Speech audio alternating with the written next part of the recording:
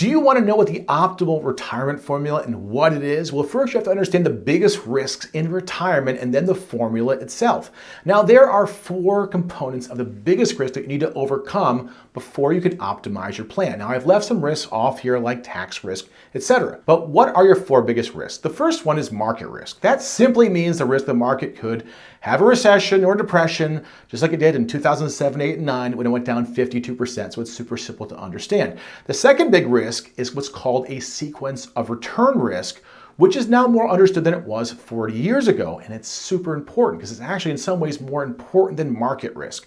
And what this means is that compounded losses are greater than compounded gains, especially when you factor in taking money out of the market as you're losing money. Now, when I say compounded losses are worse than compounded gains, here's the math.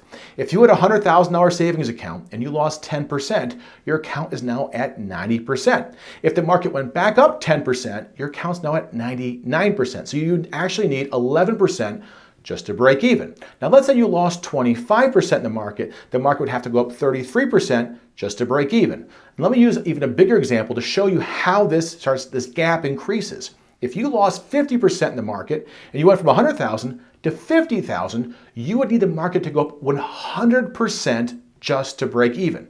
Now, this would have happened to you in 2006 and you needed money in either 2007, 8, and 9. Because as the market's going down and you needed to pull money out of it, you now not only have the compounded loss of the market, but you further advance that when you needed the money. That makes it super hard. In some ways, this is a much greater risk and can actually wipe out your account. Now, number 3 is the inflationary risk, which is very easy to understand. Everyone's going through inflation, including me. Go buy bread, inflation, do whatever, gas, inflation, right? Inflation is getting out of hand.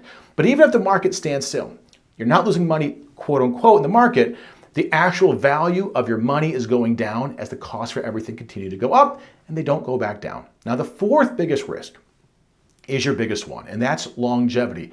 The longer you live, any and all of those risks will, in fact, potentially hit your account to differing degrees, as well as, and here's the big one, outliving your money, which is probably the most continuing question I get is, how can I not outlive my money?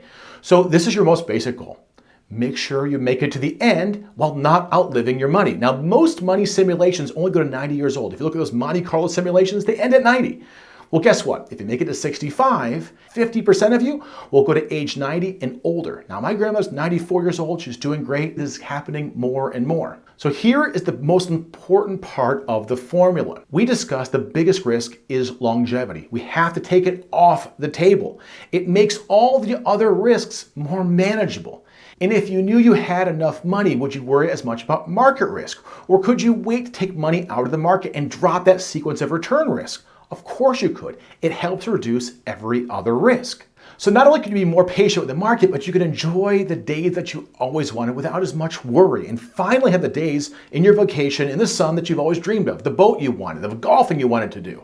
But you have to get that first one because it's like the main domino that if you can take off, the rest of them become much easier to manage.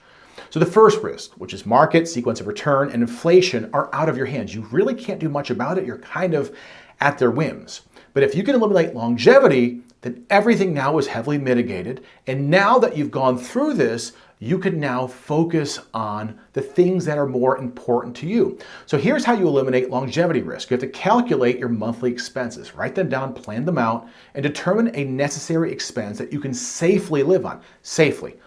That's it. So because the rules of retirement are very different than when you accumulated the money, you have to understand there are only 3 things that actually eliminate longevity risk. That's it.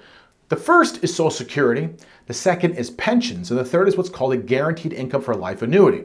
Now, if you don't have a pension and you don't have a time machine, that only leaves Social Security, which means you have to maximize Social Security benefits, or a guaranteed lifetime income annuity. Now, once you've covered yourself against longevity risk, you can now start to enjoy the market, even if it goes down, because you have more time. Time is the biggest problem. It's the biggest reason why the rules in the market don't work the same. Your average rate of return, you can never match by taking it out of the market because of the sequence of return risk. Now, there's the other risk, which is the RMDs, which as you're pulling out, if the market goes down, you could probably never recover. But if you take the longevity and get that where all your necessary expenses are covered, everything's much easier. So this is the biggest part of the formula. It's a novel concept, right? When people think of retirement, they do it all wrong. They think of the gigantic lump of assets they need. They think of whether they need the biggest house or the most amount of money, but it's never about those things. It's about the income. There's actually studies on this. No one is happy if their money is at risk. Now, the S&P has averaged 10% since the year 2000. And the market crashed in 2007, 8, and 9, and I'll tell you what happened. You were cringing when those retirement statements were coming in. You probably just kind of peeked at them, kind of tightened the neck a little bit because you were afraid of looking inside. Tell me I'm wrong. Comment down below and tell me what that was like for you when the market was crashing. Yet when the market remains really good, that's great. It's the best way to combat inflation is being in the market. So over the long haul, the market is the best way to do that. But if you have sequence of returns risk, especially with RMDs, you have to make sure all your necessary expenses are covered so you can actually learn to enjoy your retirement. Now, for some people, they even want more extra guaranteed income for life. This way they can actually get to enjoy their retirement instead of what if scenarios, what if the market goes down, and the typical bloodbath of not being able to do the things that they've always wanted to do, the things you promised yourself you would do. Here's why. There used to be what's called the 5% rule, meaning that you could take 5% of your money out every single year in retirement and you would never outlive your money. And today, Morningstar now says it's actually 2.8%. Think about that. You can only take out 2.8% if you want to be absolutely safe that you'll never outlive your money if you leave it all in the market. That is insanity. Calculate 2.8 is per year out of your retirement account. Most of you will never feel comfortable. So this happens for two reasons. Number one, we're living longer. And secondly, computers and algorithms, traditionally the market return has been 10%. Everyone said, oh, the market gets you back 10%. That's not true. Since algorithmic trading started, it's now at 6.7%. It's a big difference between 10% and 6.7. So ask your broker if they trade on a computer program or they actually trade those picks themselves that they've actually calculated or it's all run through a software. You'll see exactly what I mean. So as the market goes down, your sequence of return risk goes up, as I mentioned before. So all projections are based on probability, not possibility. That's the problem with these Monte Carlo simulations. So now we're seeing a new normal. That's why I have a hard time just going on mere probability because of the new weirdness in the market through software. Here's a great example. Ask anyone. I want to see their answer. Japan was one of the best economies in the world up until the 1980s. No one, and I mean no software, no one could have seen 30 years of deflationary activity in Japan. So show me one prediction that Japan was going to be deflationary for 30 years. That's the difference between probability and possibility. People go crazy against annuities because they don't understand them. They think they all have high fees. That's not true unless it's a variable annuity, which I don't endorse. Now, annuities just guarantee the following. You won't lose money, you'll have guaranteed income for your entire life, and you can eliminate longevity risk. That's its function. That's why when they asked Shaquille O'Neal about the best way to retire, he said, find someone who understands annuities. For Babe Ruth, he never lost a penny in the Great Depression. Now, let me be really clear. I'm not saying throw all your money in annuities. I'm not. That would be stupid. For most of you with a nest egg, you need to make sure you're in variable products that can help you and protect you against your expenses through inflation. You need to have the whole package. That's an optimal retirement. But no other product can do this except for a pension, Social Security benefits, or an annuity.